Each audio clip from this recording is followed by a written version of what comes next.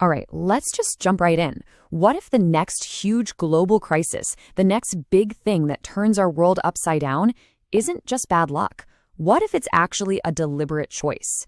Today, we're going to walk through a fascinating and pretty unsettling analysis that claims our future is being steered down one of two very specific paths, either a massive world war or a new devastating pandemic. And the wildest part, according to this theory, they both lead to the exact same place. This is the question that really kicks the whole thing off. It's designed to make you stop and think. What if all the chaos and instability we've been feeling since 2020 isn't just a series of random, unfortunate events? What if it's all part of a calculated plan, pushing us towards a completely new kind of world order? So, here's the core idea. The theory suggests that global powers are standing at a crossroads, trying to decide which of two massive catastrophes to unleash. But here's the key. It doesn't matter if they pick the path of war or the path of a pandemic. The end goal, supposedly, is exactly the same, achieving a much deeper level of worldwide control. So you have to ask, right?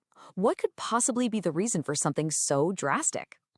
Well, before we dive into the two scenarios, we've got to understand what the supposed grand prize is. And it's all about power.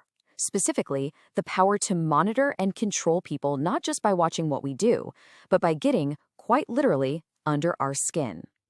This quote right here is presented as the key that unlocks the entire argument. The real goal, this theory suggests, isn't just about tracking where you go or what you buy. It's about tracking how you feel. It's about a whole new frontier of surveillance, one that can go under the skin and monitor your biology.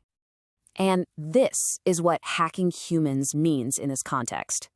Just imagine a technology that could know you're getting angry while listening to a political speech, just by reading your biological signals before you even say a word. Think about that. The level of authoritarian control that would enable makes the dictatorships of the 20th century look almost primitive in comparison. So how could a system like that be brought into existence? Well, let's look at the first possible path laid out in this analysis, a massive global military conflict. We're going to look at the specific steps that could supposedly take us from where we are right now to a full-blown world war. This scenario starts with things we're already seeing, the conflicts in Ukraine and the Middle East boiling over.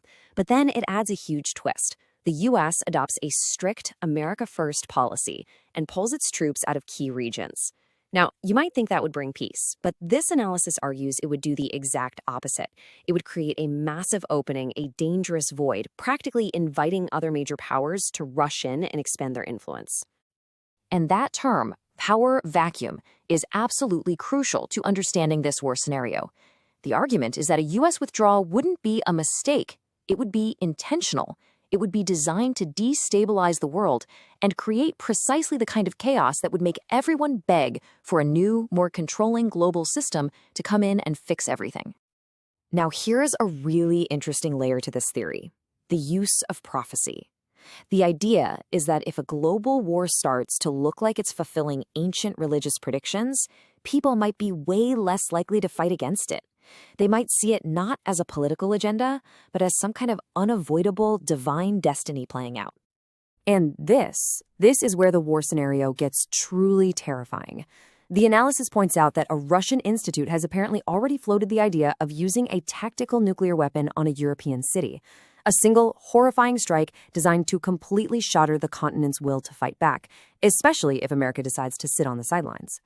Okay, so that's the worst scenario. It's messy, it's unpredictable, but what if there's another way? The analysis presents an alternative path to that same end goal, another major global health crisis, what some are calling Pandemic X. So now, the nature of the crisis shifts from military to biological. And Disease X isn't a made-up term. It's what health organizations actually use for a future hypothetical pandemic. And this particular analysis points the finger directly at avian flu as the most likely candidate to fill that role and become the very real Disease X.